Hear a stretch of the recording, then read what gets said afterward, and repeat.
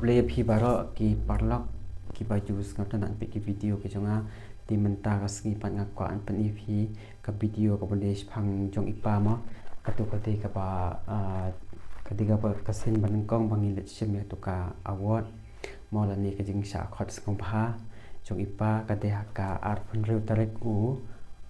panai banengkong jong Snem ar hajar art pun riu hang te hapo madan Polo second ground di hak tu ka sngi pat long ngala ayo ban ring video di tangba pat em ngaklem yo pat ban sna video ban mi video di nak takadaw hadian pat tu ngala hadian pat ngasakan mau kan nomor ngadon ki video di takadang ong ngan sna no ki video kan nomor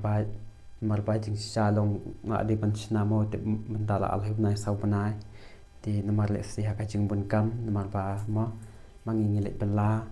di nak takadaw sebut nalan bela kam tu lat khat Kumjuh nomor ba ngadon katukawi ka YouTube channel mo kaba ngahikai phang banga sna light nomor di banga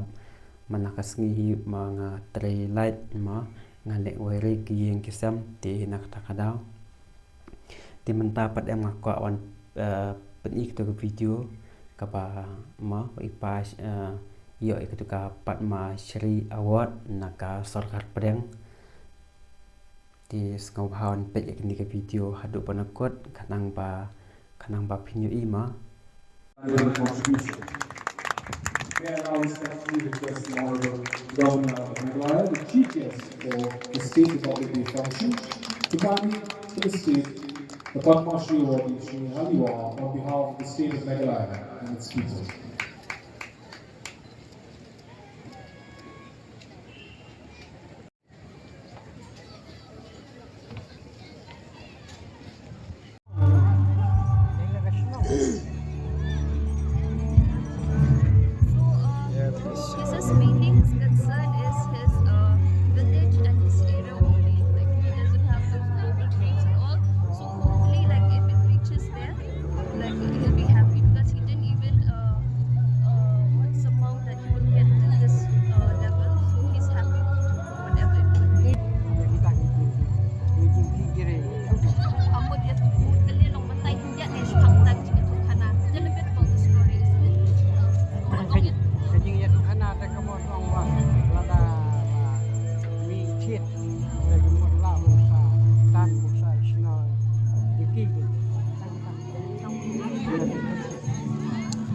This one from Jylla and things like that. It's just that